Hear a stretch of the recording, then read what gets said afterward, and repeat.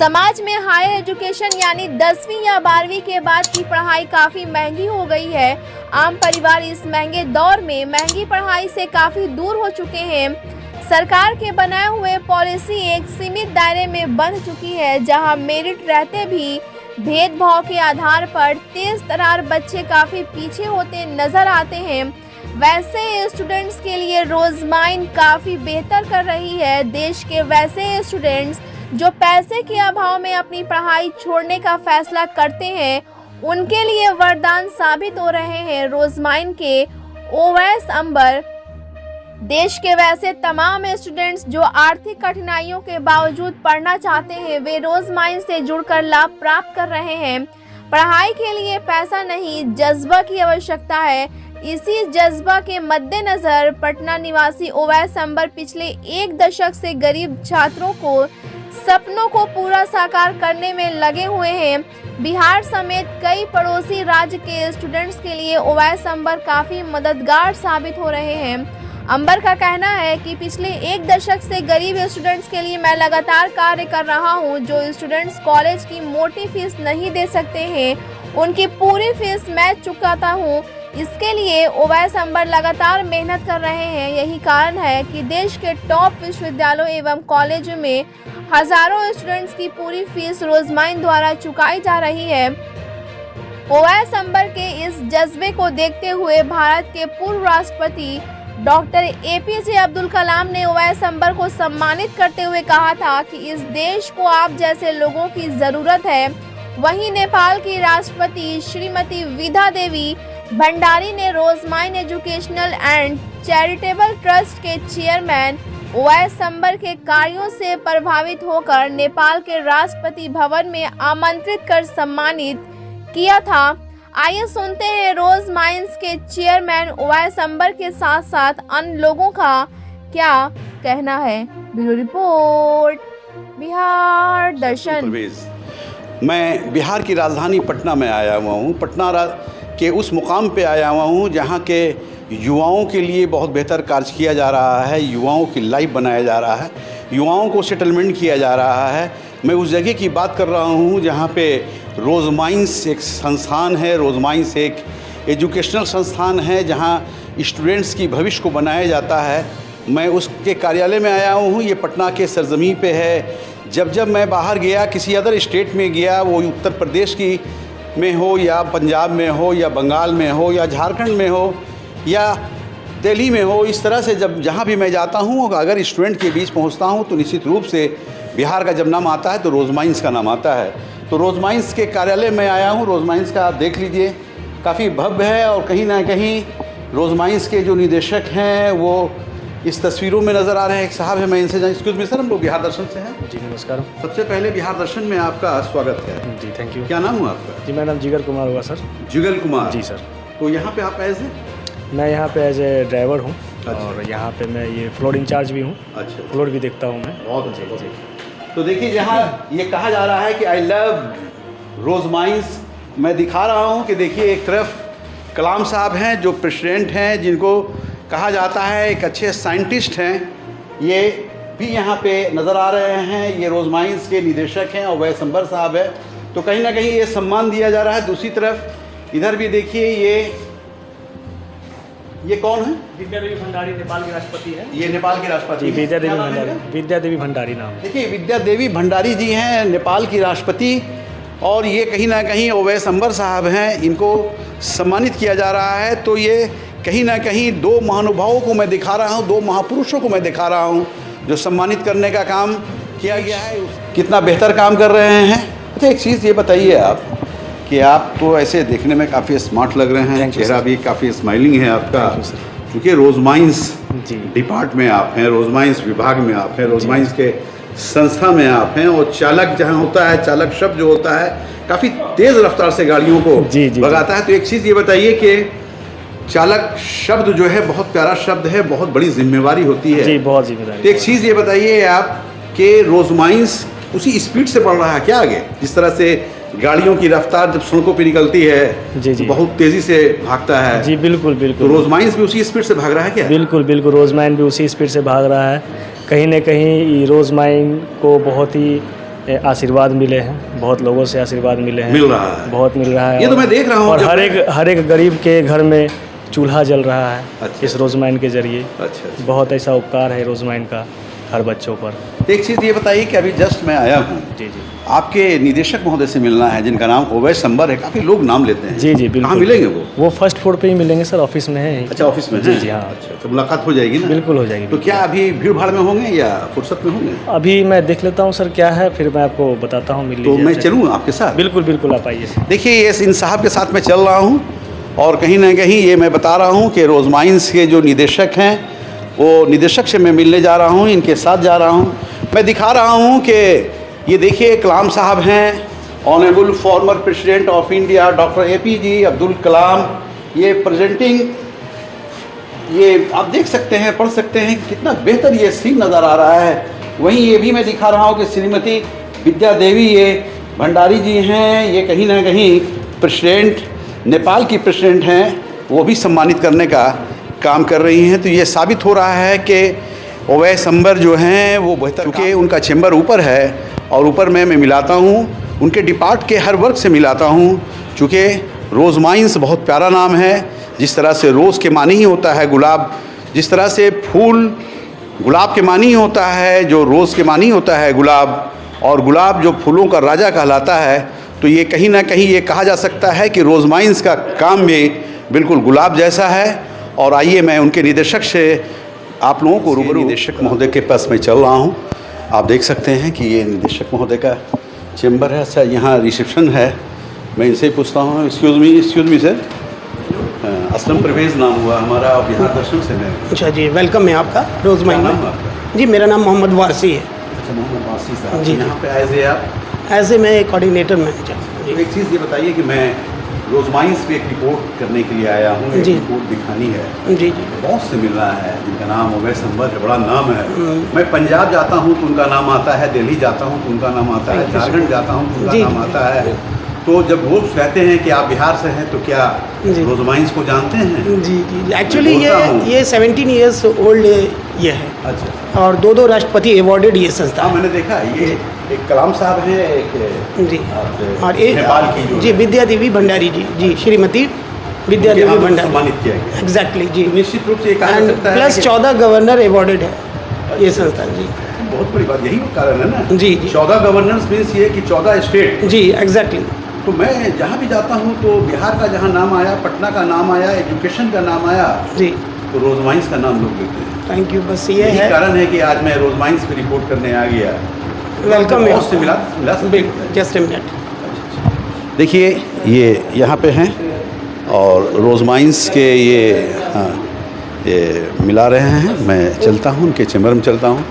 मैं कैमरामैन को कहूँगा कि इधर दिखाया जाए, काफ़ी भव्य तरीके से हैं। यहाँ भी देखिए जनाब अनीसुर रहमान कासमी साहब हैं विथ ओवैस अंबर चेयरमैन, ये रोजमाइन एजुकेशन में। इस तरह से ये अनीसुर रहमान साहब भी इमारत शरिया के नाजिम रह चुके हैं, काफ़ी चर्चित लोगों में हैं। यानी जितना भी चर्चित चेहरा है बिहारी नहीं बल्कि देश स्तर का, वहाँ मैं देख रहा हूँ कि कहीं ना कहीं। तो इनका चैम्बर किधर हुआ? अच्छा, ये व्हाट्सअप भी आप देख सकते हैं कि 0920478687। मैं उनके चैम्बर में दाखिल हो रहा हूँ।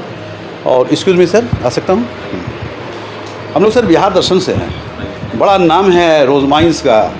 जब मैं किसी स्टेट में जाता हूँ, लगभग 10-12 स्टेट में मैं घुसा हूँ, तो बिहार का नाम आता है, तो रोजमाइंस का नाम आता है। तो मैं आया था पटना जी। ये मेरी खुशनसीबी रही कि आज मुलाकात आपसे हो गई। नहीं, बिल्कुल अच्छा है, आपका भी नाम सुना सबसे है। पहले तो मैं बिहार दर्शन में ऊपर आपका पड़ा वेलकम है। करता हूँ, स्वागत करता हूँ। Thank you. मैं भी आपके सारे व्यूवर्स को बहुत वेलकम करता हूँ। थैंक यू कि आप एजुकेशन सिस्टम पे कुछ काम हो रहा है जिसको आप समाज तक ले जाना चाह रहे हैं, बहुत अच्छी बात है। एक चीज़ ये बताइए सर कि काफ़ी नाम है रोजमाइंस का, इंस्टीट्यूट तो बहुत सारा है, आप जैसे बहुत सारे लोग हैं, लेकिन रोजमाइंस का एक अलग नाम है। किसी भी स्टेट में घुसता हूँ, मैंने देखा 2 प्रेसिडेंट अवार्ड मतलब सम्मानित किए हैं। नेपाल की प्रेसिडेंट हैं, इंडिया कलाम साहब ने भी आपको नवाजा है, और भी बहुत सारे VIPs जो नवाजे गए हैं उनको मैं देख रहा हूँ कि उनके हाथों से आप सम्मानित किए गए हैं। देखिए, सबसे पहले तो ये एक ऐसा इंस्टीट्यूशन है जिसमें एक मुहिम चलाई जा रही है और जिस तरह इस मुहिम को लोगों तक पहुंचना चाहिए था 14 वर्षों में, मेरा मानना है कि आप जैसे कह रहे हैं कि बहुत लोगों तक पहुंचा है, लेकिन मैं मानता हूं कि जब भी देश बहुत बड़ा है, 28 कंट्रीज़ जैसा हमारा 28 राज्य है, वहाँ तक अगर रोज़माइन 5% भी पहुँचा है तो ऐतिहासिक है, बहुत बड़ा कदम है। हम ये प्रोग्राम एक ऐसे मुहिम को लेके चला रहे हैं जिसमें हर युवाओं को सबका सपोर्ट चाहिए, सरकार को समझना चाहिए। इस प्रोग्राम के ज़रिए कि अगर देश को शिक्षित करना है, देश को तरक्की दिलाना है, देश को अमेरिका और जापान के सामने खड़ा करना है, तो भाषणों से काम नहीं चलेगा, किसी बयान से काम नहीं चलेगा, रॉकेट बनाने से नहीं चलेगा, सैटेलाइट भेजने से नहीं चलेगा, मिसाइल बनाने से नहीं चलेगा। और पूरे हिंदुस्तान के बच्चे को अगर आप स्कूल में भेज देंगे और वो स्कूल से पढ़ लेगा तो भी ये देश पढ़ा लिखा नहीं कहलाएगा, तो भी ये देश कभी भी एजुकेटेड कंट्री नहीं कहलाएगा, क्योंकि एजुकेशनल पैरामीटर तरक्की का स्कूल नहीं है। जहाँ हम पूरी तरह फेल हैं, हमारा ये ट्रस्ट, हमारा जो मिशन है, उस पूरी तरह फेल व्यवस्था के गैप पर एक ब्रिज बना रहा है। इसका मतलब ये होता है, जो मैं आम भाषा में समझाऊं, कि अगर देश का सारा बच्चा स्कूल पहुंच जाए तो भी हमारा ग्रॉस इनरोलमेंट रेशियो 0 रहेगा। पिछले 70 वर्षों में, चाहे सरकार किसी की भी रही हो, हमारे भारत का ग्रॉस इनरोलमेंट रेशियो 20 से 30% तक रहा है आज तक। इसका हिंदी वर्जन ये है कि भारत के 70% नौजवानों को सरकारें अशिक्षित रखने में कामयाब रही। शिक्षित रखने में कामयाब पे आप बात कर रहे हैं देश में। आप पार्लियामेंट में ये सुन रहे हैं कहते हुए, विधानसभा, राज्यसभा, सब जगह, कि बामुबारक हो दोस्तों, हम लोगों ने 30% इनरोलमेंट किया है। 30% लोगों को हमारे भारत का ग्रॉस इनरोलमेंट रेशियो 22 से 25% और 25 से 30% है। इस अंग्रेज़ी को आम किसान नहीं समझ पाता। इस अंग्रेज़ी को एक सवाल है कि उम्र के हिसाब से काफ़ी नाम है, उम्र तो बहुत कम है। हमारी मुलाकात एक बार जब कलाम साहब इस दुनिया में थे तो मुलाकात हुई थी। मैंने मुबारकबाद दिया था कि सर पटना की, बिहार की सरजमीं पे आप गए थे और मैंने देखा था, पढ़ा था, तो उन्होंने भी नाम लिया था रोज़माइंस का, कि रोज़माइंस की सोच जो है बहुत बेहतर है। उन्होंने गया के बारे में बताया था, गया कोई यतीम खाने में भी गए थे, वो वहाँ के बारे में जिक्र किए थे, रोज़माइंस के बारे में भी। तो क्या आपने दिखाया था, क्या आपने किया था, क्या आपने बताया था कि वो उनकी भी सोच आपके प्रति बहुत बेहतर हुई थी, क्या बताया था? देखिए, मेरी कलाम साहब से मुलाकात बिजनौर ज़िले में हुई थी पहली बार। वो ज़िंदगी का उनके आखिरी 15 दिन था। मैं जब उनसे मिला था तो मैंने उनसे कहा था कि हमें इंस्टीट्यूशंस बनाने की ज़रूरत नहीं है, हमें यूनिवर्सिटीज़ बनाने की ज़रूरत नहीं है, हमें कॉलेजेस बनाने की ज़रूरत नहीं है, और हम ये सब कुछ बना के भी देश के युवाओं को एक लिमिट दायरे में पढ़ा सकते हैं। लेकिन अगर हम एक ऐसा कॉन्सेप्ट बनाएं, जैसे क्लेयर ट्रिप ने बनाया, जैसे ओयो ने बनाया, जैसे उबेर ने बनाया, कि एसेट का सही इस्तेमाल। रोज़माइन प्रोग्राम क्या है? रोज़माइन प्रोग्राम ये है कि हम देश की जो व्यवस्था है, जिसमें सरकारें कह रही हैं कि 70% सीटें खाली हैं, तो जो 70% सीटें खाली हैं वो जब बता रहा है, इसका मतलब उन 70% सीटों का वजूद है। हम उन खाली सीटों पर जो काउंसलिंग से नहीं भर रही हैं, उन पर ना भरने की वजह ये नहीं है कि वो ख़राब इंस्टीट्यूशन है, क्योंकि भारत का 70% इंस्टीट्यूशन ख़राब नहीं हो सकता। IIT ख़राब है क्या? IIT की सीटें खाली। NIT ख़राब है क्या? NIT पहुँचाने की ज़रूरत है कि जो कुछ भी व्यवस्थाओं के ज़रिए बनाया गया, IIT में जाने के लिए जो प्रोग्राम्स बनाया गया, JEE मेन का बनाया गया, नीट का बनाया गया, उसमें कमियां रहीं, और उन कमियों की वजह से भारत का 70% सीट खाली। और मैंने कलाम साहब को इसमें कन्विंस कर लिया कि अगर हम उन खाली सीटों को भरकर इंस्टीट्यूशन को सपोर्ट करें, खाली सीटों को भरकर बच्चों को वहाँ तक पहुँचाने में सपोर्ट करें, तो शायद हमारे भारत का ग्रॉस इनरोलमेंट रेशियो बहुत तेज़ी से बढ़ेगा। और तरक्की का सिर्फ एक तरीका है, वो ये तरीका है कि हम किस तरह भारत को शिक्षित मुल्क बनाएं। और शिक्षित मुल्क तभी होगा जब 10वीं और 12वीं के बाद बच्चा हायर एजुकेशन में इनरोल होगा। इनरोल क्यों नहीं हो रहा है? इनरोल इसलिए नहीं हो रहा है क्योंकि उसके पास गलत इन्फॉर्मेशन है। इनरोल हो रहा है इसलिए नहीं हो रहा है कि जेईई मेन जैसा गलत पॉलिसी जैसा एग्ज़ाम भारत में हो रहा है। इनरोल इसलिए नहीं हो रहा है कि नीट जैसी व्यवस्थाओं से बच्चा बरगलाया जा रहा है। जेईई जैसी एग्जामिनेशन की व्यवस्था से कोचिंगों को फ़ायदा हुआ है, नीट जैसी व्यवस्थाओं से कोचिंगों को फ़ायदा हुआ है, छात्रों का फ़ायदा नहीं हुआ, बल्कि छात्र उसमें ड्रॉप कर रहे हैं। आप यकीन नहीं करेंगे कि मैं एक मैप से आपको समझाना चाहता हूँ, देश देख रहा है इस बात को। 2+2 5 नहीं हो सकता। एक क्लास में 60 सीटें, मैं बार बार इस बात को कई मीडिया के प्लेटफॉर्म पे कह चुका हूँ। एक क्लास में 60 सीटें, और अगर 60 सीटों में बैठने वालों की संख्या 30 है, तो टेस्ट कैसा और एग्ज़ाम कैसे? टेस्ट और एग्ज़ाम तब होना चाहिए जब 60 सीटों पर 61 एप्लीकेंट हो, और 61 बच्चे के साथ एक जो पहला आखिरी जो 61वां बच्चा है, उसके जाति के नाम पर, धर्म के नाम पर उसके साथ नाइंसाफ़ी ना हो जाए। इसलिए 60 नहीं बल्कि 61 का एग्ज़ाम होना चाहिए 60 सीटों के लिए। कौन सा एग्ज़ाम खेल रहे? मैं इस मीडिया के माध्यम से युवाओं को दावत देना चाहता हूँ, यदि आपकी उम्र 17 साल है, आप हिंदू हैं, मुसलमान हैं, सिख हैं, ईसाई हैं, किसी जाति और किसी धर्म के मानने वाले, उम्र मिनिमम 16 साल है और मैक्सिमम की 35 साल भी हो सकती है। मिनिमम मैक्सिमम में छोटा सा फ़र्क है, कई कोर्सेज़ में 16 साल है, कई कोर्सेज़ में 17 साल है। तो ये मिनिमम है 16 और 17, मैक्सिमम आप 35 साल के, और आप पढ़ना चाहते हैं तो आपको सिर्फ 10वीं और 12वीं में सेकंड डिवीज़न से 50% कानूनन मार्क्स होना चाहिए। आपका 88 से ज़्यादा कोर्सेज़ में, हिंदुस्तान के 90% से ज़्यादा कोर्सेज़ में कोई टेस्ट नहीं होगा, कोई एग्ज़ाम्स नहीं होंगे। लॉ में, ये कानून में, इस संदेश को भारत के आखिरी घर तक पहुंचाने की ज़रूरत है कि ड्रामा करके हम अपने सीट्स को ड्रॉप कर रहे हैं। व्यवस्थाएं सरल नहीं हैं। आज हम एक बात बताते हैं, अगर आपको एक सवाल नहीं उठा पाएंगे आप, शायद कई चैनल में।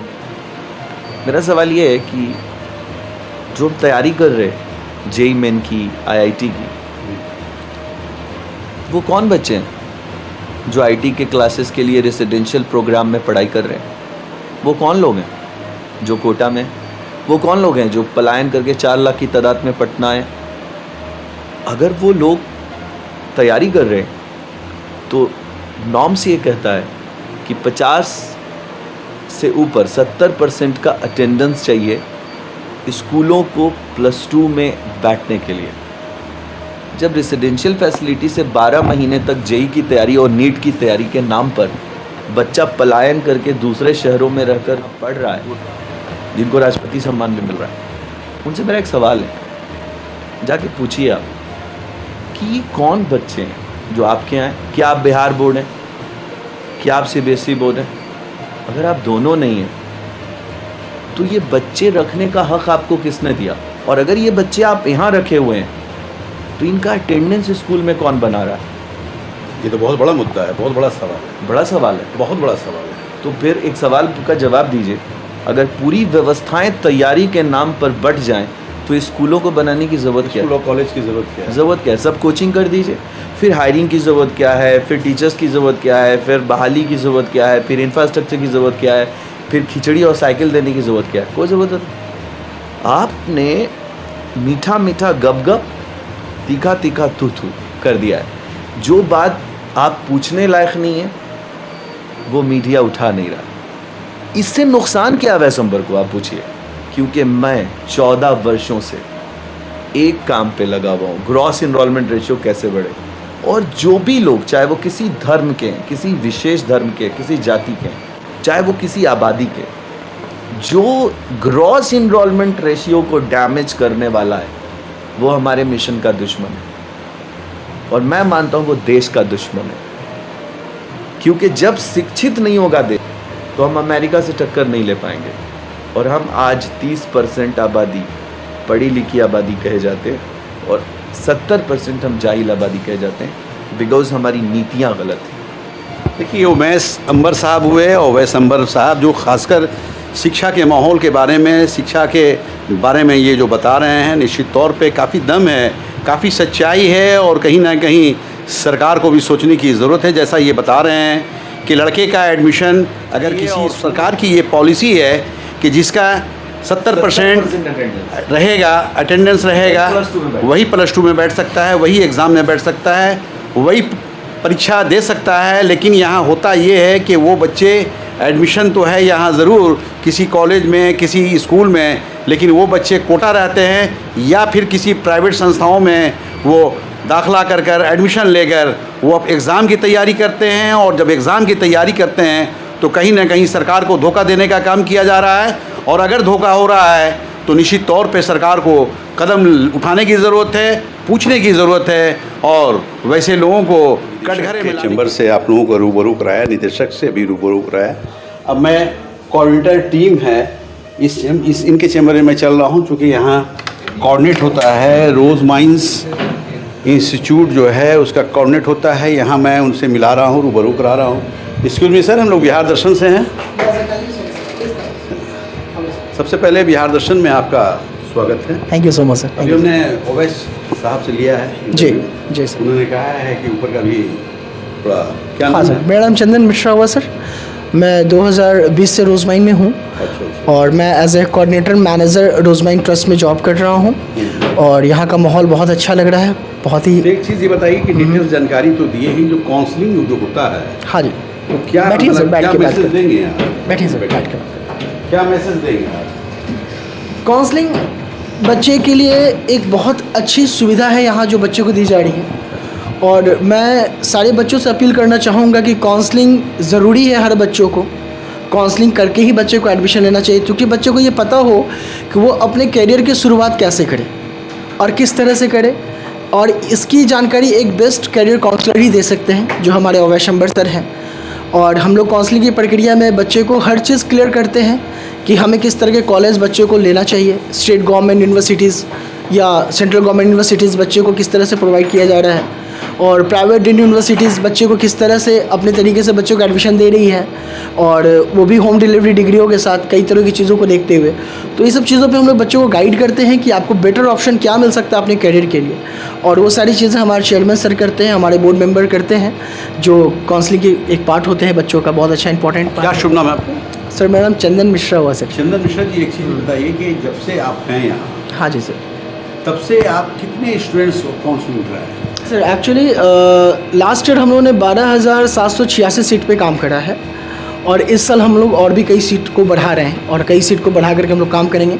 12,000 प्लस सीट रहेगी हमारे पास और हम अपने एसोसिएट कोऑर्डिनेटर्स को अपील कर रहे हैं कि मैक्सिमम बच्चे तक हम लोग पहुंच सके, चूँकि ये ट्रस्ट बच्चे को एक समझिए कि वर्तमान में ऐसा ट्रस्ट है कि बच्चे की भविष्य का एक सुनहरा अवसर और एक सुनहरा निर्माण दिया जा रहा है।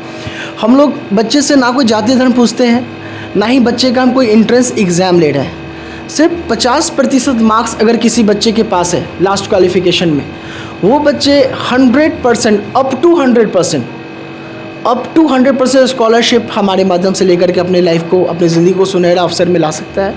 और ये अपॉर्चुनिटी है हर बच्चों के लिए सर। और सबसे अच्छी बात है कि हम लोग फिर रिपीट करेंगे कि कोई जाति धर्म हम लोग ऐसा नहीं कर रहे हैं सर। देखिए मिश्रा जी हैं और मिश्रा जी जो बता रहे हैं मैं दिखा रहा हूँ, आप देख रहे हैं, सुन रहे हैं, लाइव हो रहा है। इनका कहना है कि मैं उन बच्चों को जो बच्चे जो भविष्य हैं, इस देश की ताकत हैं, इस देश की अमानत हैं, वैसे बच्चों के लिए हम लोग लगे हुए हैं। और अगर 50% उनका अगर रिज़ल्ट है, बेहतर रिज़ल्ट है, तो वैसे बच्चे कभी भी मायूस ना हों, वो रोज़ माइंस में आएँ और अपने भविष्य को बनाएं।